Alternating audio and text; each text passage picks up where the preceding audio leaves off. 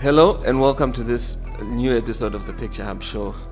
It's a show where we talk about content creation, the business behind content creation, and the creators themselves. Today I have with me Kuda and Raviro. Welcome to the show. Thank you for having us. Thank you for having us. So ladies first, Raviro, tell us a bit more about yourself. Who are you and where can people find you? What are you selling? Okay, hi. I'm Raviro. On Instagram, my name is Raviro, but with an X. So it's RXVIRO. Why do you make things complicated for us? Why the X? Because Raviro was already taken with the A. So okay. I had to improvise and still use my name. Okay. So yeah, I make content about modest fashion and also travel. And also food. I like to share my dining experiences around Harare mostly. Yeah. So I would say basically that's who I am. Okay, cool. And Kuda? So my name is Kuda Rice. I am a writer, storyteller, sometimes a fashion model. But my storytelling mainly involves me getting into poetry and spoken word, which I fuse with different art forms such as music, photography, videography, and all those sorts. So that's about me, and I'm selling myself. Okay, so looking at both your social pages, you know, you can see there's a lot of thought that goes into it. Unless I'm exposing you now. I don't know. If it looks like that, then it's that. Then it's that. You know. Yeah. First of all, is it necessary to have a content plan, or you know, you can just go with the flow? I think planning would be mostly for commercial people, I think. But for freestylers like me, I don't think I need much planning. But obviously, if I have a shoot, I definitely have to plan the outfit, the location. Yeah. Okay. But to plan to say, okay, for this month, I'm going to do this and this and that. Honestly, things just come for me at a random. Okay, so a question there. Do you at least decide maybe the content of the content is not planned, but what about posting? Do you have a plan on, okay, this week I'm going to post 4 times or 5 times, or it's just random? Not necessarily. I don't have a plan because I post things depending on how much I have in my phone. Yeah. So if I have a number of reels lined up, I have to match those with number of pictures. And usually the thing is, I usually have pictures, and if I don't, I can use throwback pictures because after I shoot, you know, you get like maybe 30 copies, and then you just post 1 or 2 on the feed. So I can go and pick from shoots I've done before, and then I just plug it there. Because the way I like to post my post is like a picture, and then a reel in the middle. But lately, because since March, I've been having a lot of reels.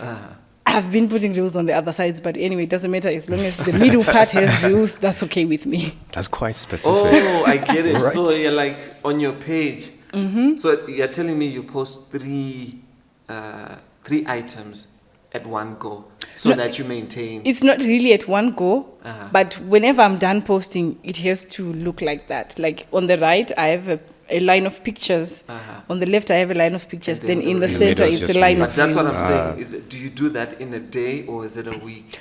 No, it's whenever it happens. It happens. Like now, I have put the reel. The next thing is supposed to be a picture. Okay. I don't know if I'm gonna put a picture or I'm gonna find one of the reels which I have on standby. But we'll see. Stay tuned. That's interesting. And for you, Kuda?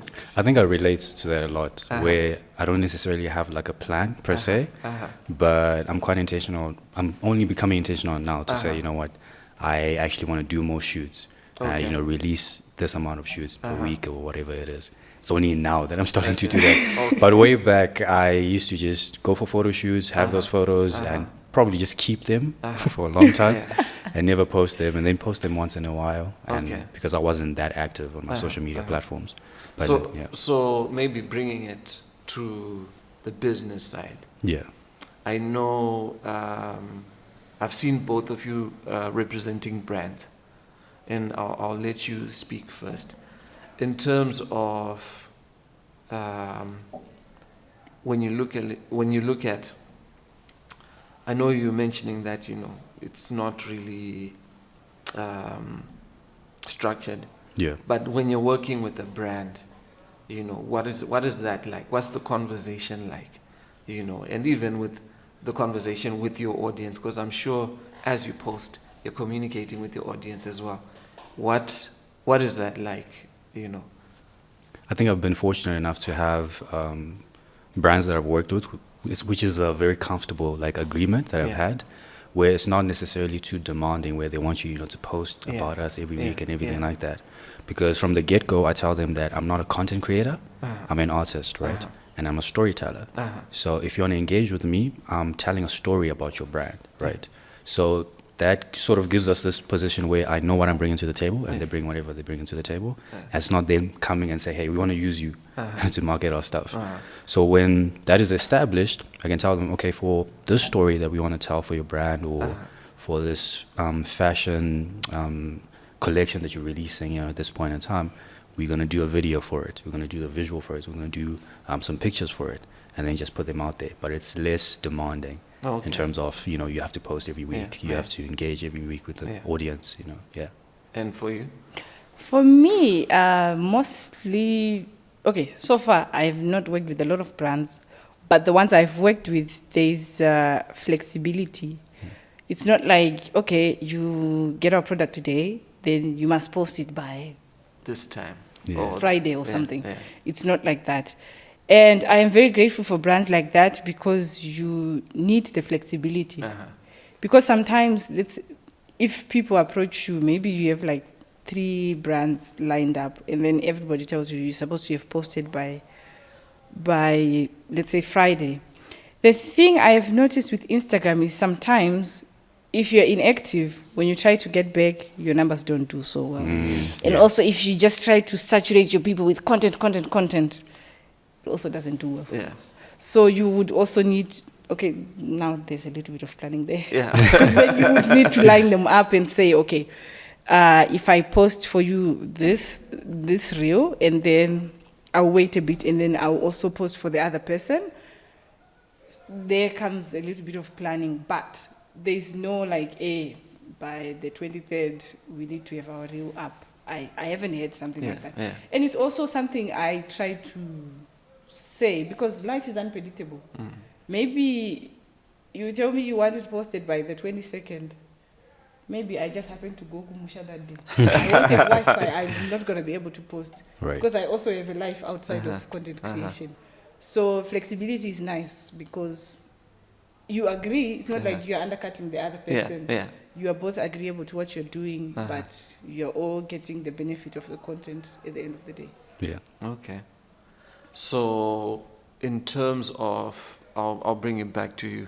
I noticed there's a time, not even there's a time, I've noticed some of the brands you work with are like restaurants and cafes. And like, how do you... how do we get free food? Yes. How do we get free food? Actually, this is the thing. I'll tell you something about the food content. That's just a personal thing for me. So I go. So the brand is benefiting from. Usually they come and they say thank you after the fact. Because I don't approach them and say, hey, I want to come to your restaurant and eat. We should capitalize on that now. You should. Yeah, you should. Because how I found out about you is through the food content, actually. When I came to see... Yes, and then I noticed, there are other restaurants that you highlighted that I didn't even know existed. I think that was, when I was still in uni, I wanted to do that, but then I was working in my final year, so I really didn't have time to go out and stuff. Yeah. So I was like, okay, when I get back home, this is what I'm going to be doing. So every time I go out with my friends, I just record the experience. So now my friends are always like, hey, the content creator, are you not taking something? So even when I'm not, I guess people are looking forward to appear. Exactly. Yeah, they have this expectation, I just record those experiences and then I post. And then sometimes the brands will see it, like the restaurant will see it, and they'll just come and say, okay, thank you. And then maybe if they have something where they feel they can invite me, then they will invite me. Like I've been to Café Veldemes, I've been to Bistro Veldemes. So one afternoon, somebody sent me a message and they're like, did you see this? You just won a $50 voucher for lunch. So I had to take my friend and I guess they're capitalizing to say, you know what, she's going to bring the phone, so let's give her free food. Right, right. But you should really get into that because I've seen your content as well in terms of the food and restaurants and everything. I need to see how I can approach them. The thing about approaching brands is quite scary for me. One, I'm shy. Okay. And also, I haven't really found a way to come to brands and then say it and not have people make you feel like you're looking for free stuff. Right. But aren't you giving them value though? You would be, but this is the thing. I think that's actually, that's like a topic that needs discussion. It's a long conversation to get into. Exactly. Yeah. So the thing is, I think the way people view content creation here is a bit different from other countries. I always look at South Africa because I follow a lot of content creators from SA. And in the beginning, you can be pitching to brands, but like as time goes, they will be coming to you. Yeah. And maybe we need to attend some South African conference and they tell us how they are. Because if you just... So maybe not just a matter of confidence and just walking up and saying, hey, I can do this for you. No, the thing is, you see, especially for me, because I still don't feel like I'm that established, right? So mostly if I'm proposing something, in the first stance, I'm not even looking for money. Okay. It's just I do something for you, and then if it benefits you, we can create a long-term relationship. Yeah. So sometimes you try that, and then people will tell you, no, you just want to come and stay here for free. Or something like that. But I get that as well. Sorry to cut you off. Like trying to convince brands that what you do is valuable is quite difficult as well because a lot of the times they don't respond, or a lot of the times they just overlook the ideas and the concepts and the proposals that you're sending to them. And you try and say, hey guys, no, I can contribute to your business, positively, because now you have a lot of young people that are on Instagram, that discover new places. You said you discovered the places, she was posting about on Instagram, right? So you have people finding out about restaurants and spots and different businesses through that. And a lot of these companies don't have people that are within the age demographic where they understand, hey, Instagram and social media. And those are your future clients anyway. Yeah, and those are the future clients. Even current. Because that's true. That's true. Because it's mostly young people that spend a lot at restaurants these days because people want to try out new spots, new places, and that's true. The aesthetics. And then I think there's one thing that I picked that's common between the both of you is that you are looking also for people who will value your input in terms of how you create. How with the brands that you've had to work with, like what made you say, okay, this I'll do? What was the thing that made you say, okay, this I'm agreeable to? Okay, for me, I do modest fashion in the restaurants, but I'm also trying to launch myself as a travel creator. Okay. So like when African Sun approached me, it was a no-brainer. Like as soon as they were like, I was like, let's go. So for me, the thing is, it's not every brand that approaches you that you should work with. Okay. Because that will make you saturated and you will be everywhere. Yeah. So as long as the brands are in your niche, I would say go for it. Uh-huh. If it's bringing you value. Yeah. Because if somebody sees that I've worked with African Sun, they're gonna be like, okay, this is one of the biggest hotel chains in this country, so she must be doing something good. Yeah. And they would also want to work with me. Yeah.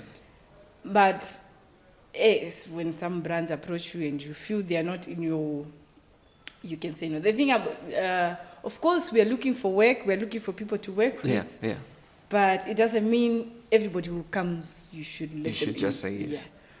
Yeah. If a brand aligns with the kind of content that you're making, Uh-huh. I feel, and you feel you're comfortable working with the people, you can go for it. But if it's just a name and you don't, because also the thing is, when you're working with people you actually feel you enjoy working with, it's gonna be easy. It's not gonna feel like work. It's just, true. especially for me, I do content creation for fun. Yeah. And I guess your audience as well can tell. Exactly, they can see. For me, my selling point, I'll tell you this, my selling point for Instagram is authenticity. Because I feel like if I was not dressing the way I dress, I probably wouldn't get followers. I promise you that. Yeah. If I wasn't dressing the way I dress and doing the things that I do, I wouldn't get followers. But you know what? I know you said at the beginning you're a shy person. I think one of the things that I enjoy about your content is it feels like effortless. Right. You know, I like get that. I that. understand. Even the like- dressing, it's not like You know, it's not like it's you're intentional. trying It's too hard intentional, or- but it's authentic. Yeah. Thank There's you, like guys. a genuineness, like an authenticity. Yeah. In, you know. I remember seeing like her photos the first time. I'm not sure if you saw these ones where she was in the field Yes, like with for the me, I was hat. just like, I was like, what? What is happening right now? yeah.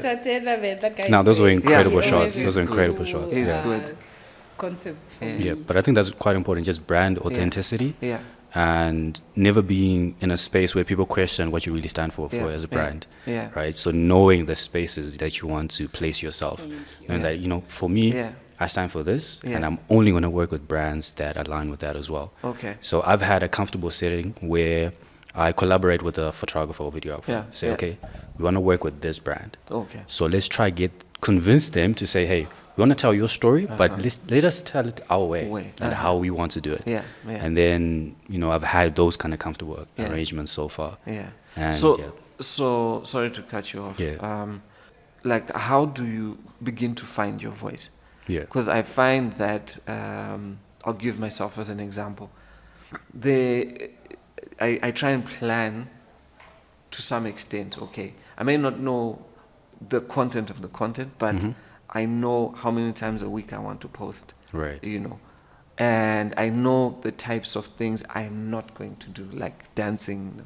You won't find me dancing. You won't find me singing. Yeah. But I eventually got to that point because of trying to be authentic to who I am as a person. How do you get to find your voice that you eventually become authentic or become known for that? Right. So I think for me, over time, I've built my voice through my main thing, which is poetry and spoken word, and expressing ideas and certain stories through that kind of field, right?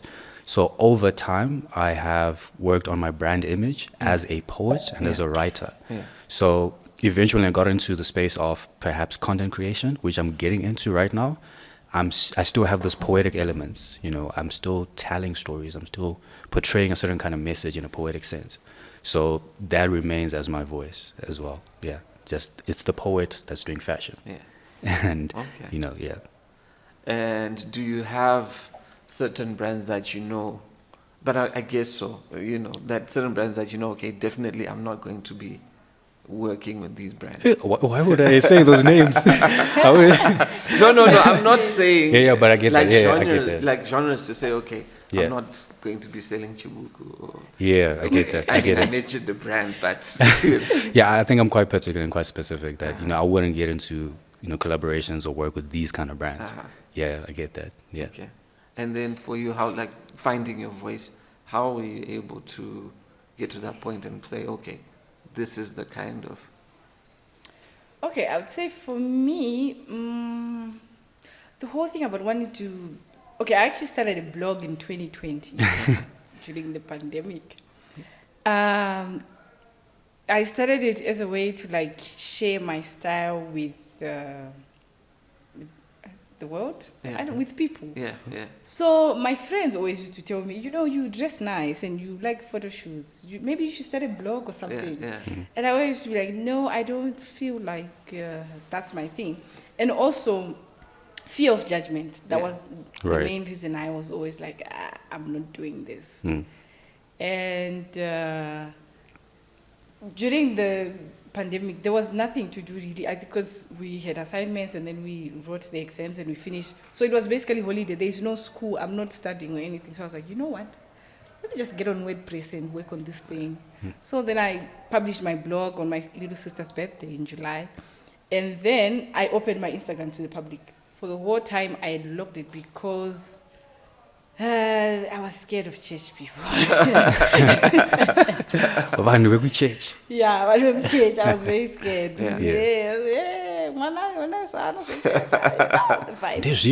So then I just got over that and I was like, you know what?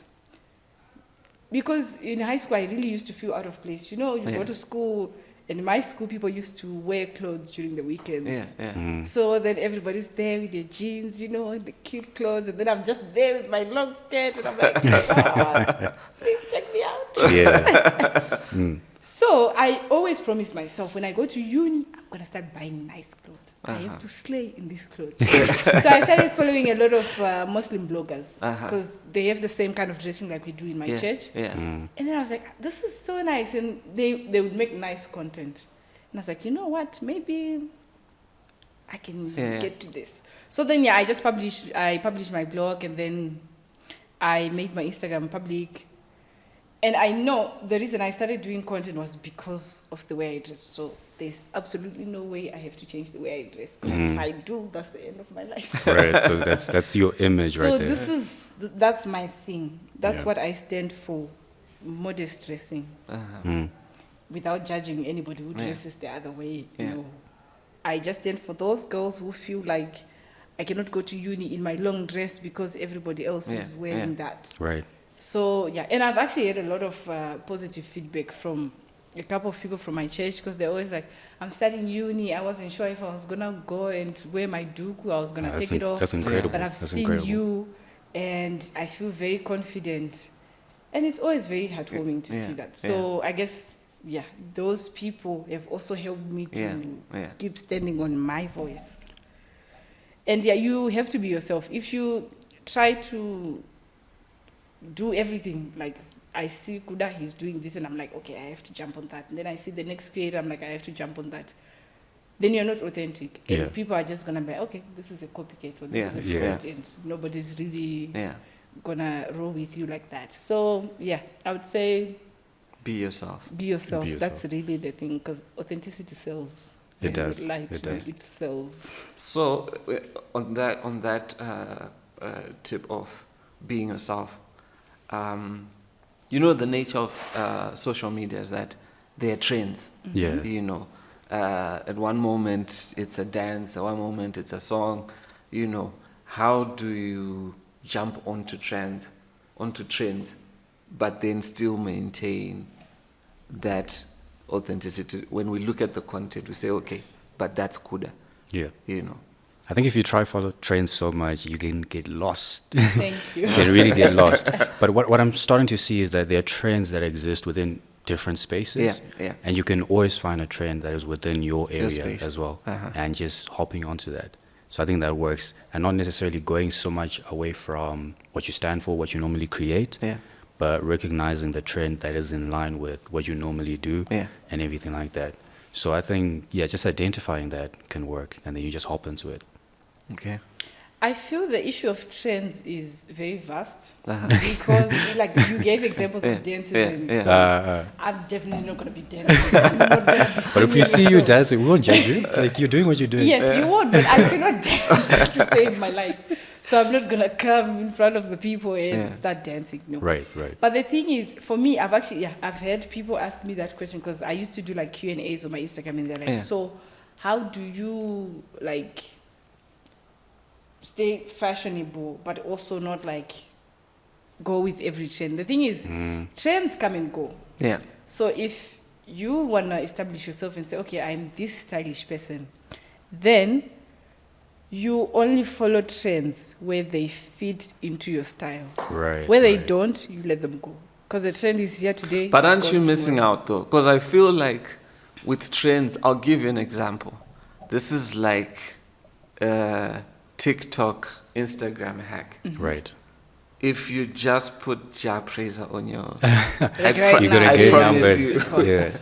you know, and then also it's not every Ja Praiser track. They're specific ones. You know. Exactly. But I think just when you go on TikTok, you can tell during this season, there's this song. Yes. Right. So you can come with your video and you say, you know what, I'm just going to attach the song And to it. I'll give an example Yeah. on my TikTok. There's one reel that I did. I don't know. Are they called reels on TikTok also? They're just TikToks. It's just Oh, yeah, TikToks. TikTok, yeah. So I did a TikTok, Yeah. and that day, I guess I was just in my feelings also. Great. And then there's a Ja Praiser song that I heard, and it really spoke to what I was going through in that moment. Right. And then I just posted it. Forgot about it. Then I think I just check here and there. So I have a schedule to say, okay, in a week I post X amount of times. Okay. Okay. So I go back. So on average, like let's say my views usually just reach a certain number. So when you post and it gets to that number, you know, okay. You're like, it's ah, good. yeah, boy, It's it's pretty much I got done. what I get. So then I think maybe it was like the next day. Right. I think I noticed, okay, this is like maybe 4,000 or 5,000. Like, okay, this is like way more than. Then I check a few hours later, it's like doubled. Right. You know, a few hours later, it's like Even I'm worse. 13,000, 14,000. And like I never check the comments. And then now it's like, oh, where is this? Where? How much? There's so many inquiries just because of that. So for me, I feel like it's important to, Follow trends from that perspective. yes, because like what then happened a week after that, my average number went up. So even the older videos, People are still checking them out. yes. So what happened is the numbers didn't get to as much as this track that I'd used, but generally everything went up. Like all the numbers just kind of doubled. Yeah. You know. So for me, this is why I feel like, you know, Trends are good. yeah. I get Sometimes that. you can have someone who relates to your content but doesn't know you exist. And then they get exposed to it through Yeah. that. I think that also one of the important things is most of the time, so you have people come in, right? So Yeah. there's a trend that is happening, and then people get exposed to your work to that kind of degree. Yeah. And then now the challenge then becomes having people that actually stay for the products that you give, because they're roped in by the Ja Praiser song. But, Yeah. you know, this is the Ja Praiser song that's Yeah, happening, yeah. right? And very few people are like, okay, I'm interested in this brand or this person who used this Ja Praiser song. Yeah. And then very few people come onto your page like, okay, this is what you do. And then they're actually inquiring to say, hey, can I work with you? And everything like that. Yeah. So that's always the challenge, that you may get views and numbers, but then Yeah, people yeah. are actually engaging with your business That's after true. that. Yeah. That's true. I'll keep sticking to follow trends when they benefit you. Will Because they benefit you? with food, I think you can just put any song. As long as you feel like the rhythm is good and it's Yeah, going yeah. together. So maybe, but then there's no way I'm going to a, let's say, fancy restaurant and then I'm there like, I'm not gonna sing any song, but you get where I'm Yeah. going. So I feel like you can do the trends, but only when they make sense. Not like a one-hit wonder where people come today and they're like, of course, when you do, I've had one video. I have one video on TikTok that's over 100,000 views. Yo. Okay. And that just happened unexpectedly. And I don't think I even used the But trendy did it song. though? I don't think I used the trendy song. There are times when you don't know if it's going to be a The hit. thing is with TikTok, you can never know. Yeah. Because you could just post something and you're like, whatever. Actually, even Instagram, my most viewed reel is the one I made on the 31st of December. I was like, you know what? Yeah. let me just put one last thing for and I was like, you know what, let me just compare all the restaurants I've been to ever since I've been back and just put them in a reel, like a guide of where to eat. It's sitting on over 170,000. That's incredible. I was not expecting that. I didn't plan that. So sometimes the views still come even. But then now to bring it back, look, I think I'm a very analytical person. Shouldn't you go down and sit with those pieces of content and then analyze to say, okay. What worked? What did I do different? And then try and replicate that. Because what if your average now can get to at least even 50 if you figure it out? I think it's one of those things where, like what she said, she just decided to do it, right? And it's not your norm. It's not how you normally create content. But for some reason, that's the content that gained traction. But it's not how you normally create. But so you now, see, the thing is, it's still about restaurants, and I still make content like that. So it would still make people stay. Maybe they'll be like, you know what, she's gonna be showing us more places to eat in Harare. So it's that's still smart. within. That's smart. It's still within my thing. I think with the songs, usually I don't know a lot of music because I don't listen to a lot of music. So usually I just, you know, the ones they suggest on Instagram. I just pick them, like I listen one by one, and I'm like, okay, which one goes? And then you just the one put which it there. better fits the content, I go with that. I'm not really very particular about music. Guys, can I vent for a bit? Yes. I'm pretty sure you have gone through this. Have you ever created something and you're like, this is the one? This is the one. If I'm going to change my generation and my family and my bloodline, Take us out. I'm going to Hollywood. I'm going to Hollywood. And then you post it, and then Crickets. It's crickets. That's very disheartening. And then I think it contributes to your creative insecurities. Because after that, you're like, when I put in so much effort, and I think it's going to be, the actual thing that's going to gain traction. And then I don't get much engagement from it. And you're like, okay. But why do you think that is, though? Algorithm. I had nothing else. I don't blame the algorithm. I'll blame the algorithm. But the thing is, if we blame the algorithm, sometimes I feel like we won't make changes that we may need to make. Yes, we won't take the steps that we need to take to get the results we need. It's something. And just to come back to you, I know you mentioned you did something different.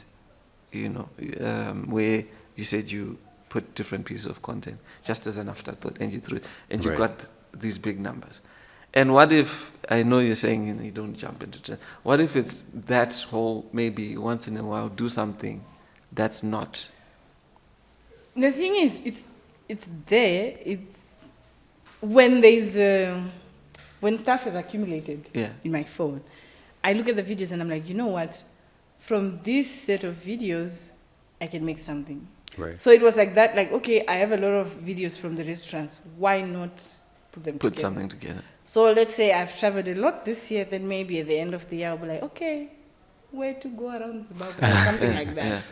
Or maybe I've worked with a number of fashion brands and I'm like, where to get your modest clothing. But you see, there has to be a collection of videos I can use to say, okay, I'm going to make this video. But if there isn't... So I get it. So it's not a matter of you like seeing a trend and then creating for the trend. No, it's not really about the trends. It's mostly about... I have the stuff. Random thoughts, and you're like, okay, let me go for it. Okay. I get that. Cool.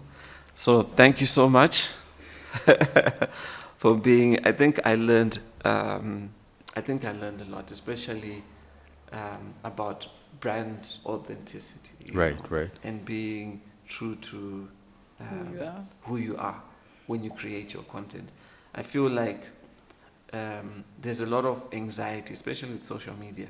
And then worse if you're trying to say, I've got a game plan, I need to post X amount, it has to be this, it has to be that.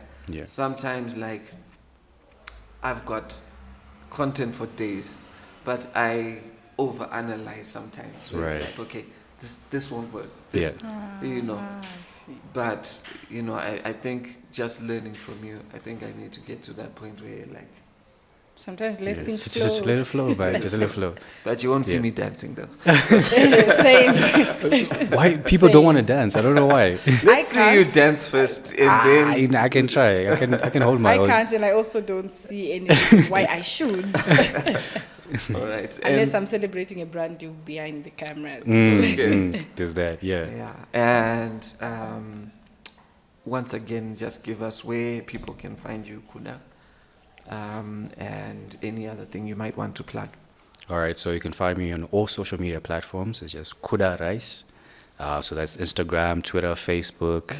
I'm also on YouTube. I have some content and videos on YouTube as well.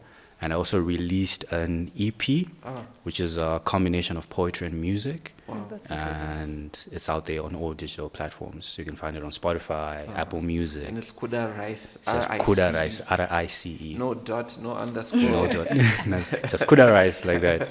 Yeah, and it is my actual last name. Okay. I feel like I always have to clarify about this. Because But maybe you liked rice or something. Exactly, you see? People always come with that interpretation. I'm like, no, it's my I actual didn't name. ask because I've met a lady with that surname before. Okay. So I was like, it must be his real surname. So yeah, you can find me online every Kuda Rice. Okay. Yeah. And for you? For me, I'm mostly active on Instagram and TikTok. I have a Facebook page. I barely advertise it, but I guess if you're here, you can check it out. Yeah. My name is Raviro, R-X-V-I-R-O, on Instagram, TikTok, and also that's the name of my Facebook page. It's Raviro's Corner, but the username is still R-X-V-I-R-O. And yeah, I think. Thank you for tuning in. Thank you for having Thank you for having us. Blessings, man. Picturehub is a fully fledged content creation studio based in Harare, Zimbabwe. At our core, we are storytellers with a focus on film production, photography, and voice recording. We believe that the essence of any organization, corporate brand, or individual is a well-curated story.